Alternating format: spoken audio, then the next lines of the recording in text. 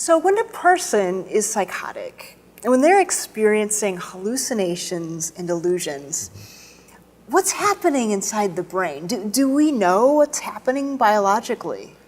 Yes, we have quite a lot of research indicating that the brain is undergoing some massive chemical changes, biological changes as well.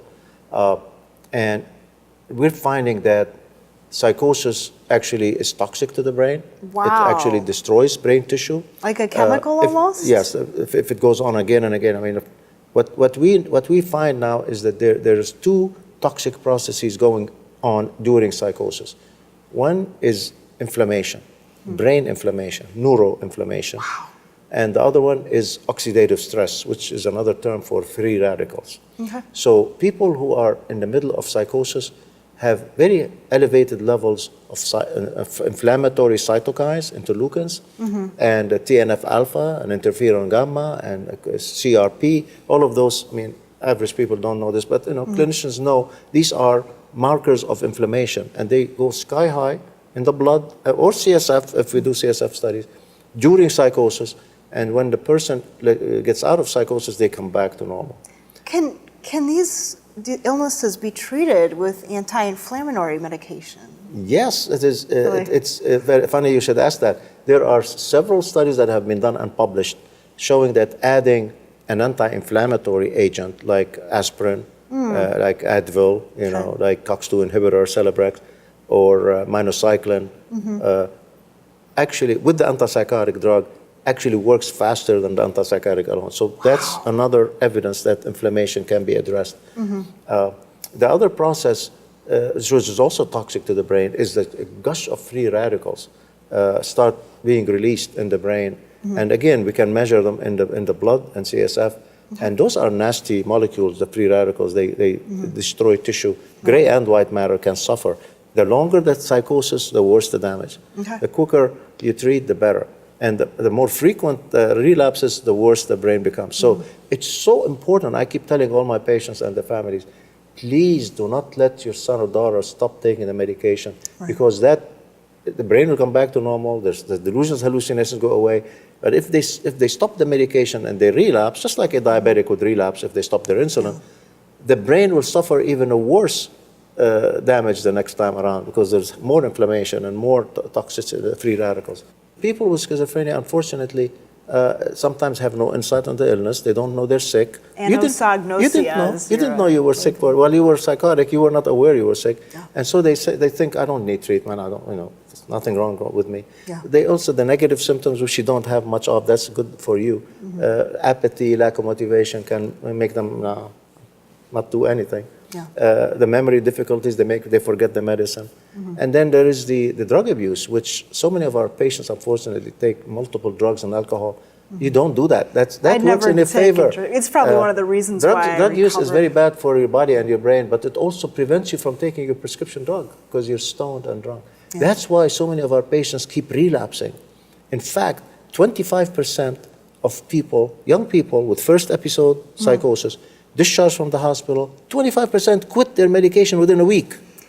And another 50% within 3 months. The difficulty, too, is that some of these medications do have very difficult side effects. But fortunately, today, we have 12 different antipsychotics available. The first medication that I tried was very, very hard on me. But I tried all kinds of different medications. After 1 year, I started a medication that is underutilized called clozapine. And then I got better. So the important thing is for each patient to find your treatment team, find your medication, and do not give up until you've gotten better, you've reclaimed your life. Yes, we have quite a few antipsychotics, and we can customize them because some people respond to one drug better. Some people may have more side effects with one, less side effects with the other. So that's the job of psychiatrists and the nursing team and the rest of the psychiatric team is to match the patient with the drug. The reason we gave you clozapine, Bethany, is because you tried like 5 different antipsychotics and they didn't work. The voices continued. That was the reason why clozapine is absolutely essential.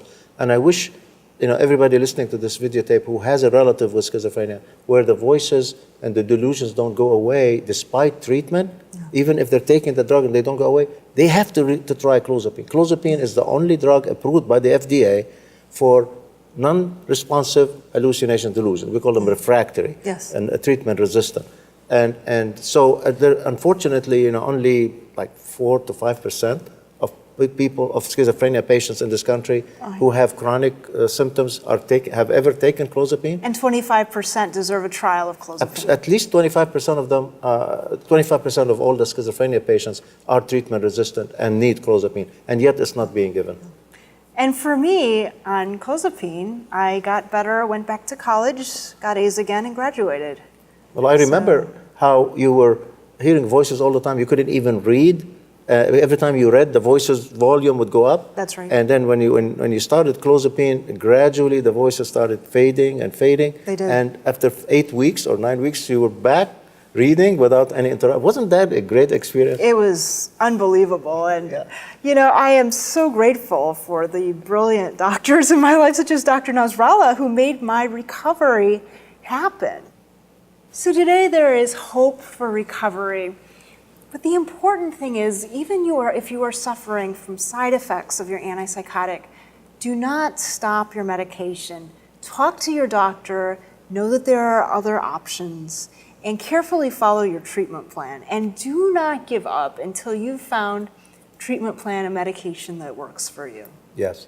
And there is no drug without side effects. We have to be honest. In medicine, not just in psychiatry, there's always some side effects. But the important thing to do is to find the medication that will treat your illness, has efficacy with the least possible, with the lowest amount of side effects that you're willing to put up with. Some people don't mind being a little nauseated. Some people hate that. Some people don't mind being a little sedated. Some people hate that. So I usually ask my patients, like, what are you willing to put up with? And give them a medication that is more in that area. Because all antipsychotics work. And they work extremely well in the first episode. They start working less and less, like you said, with every relapse.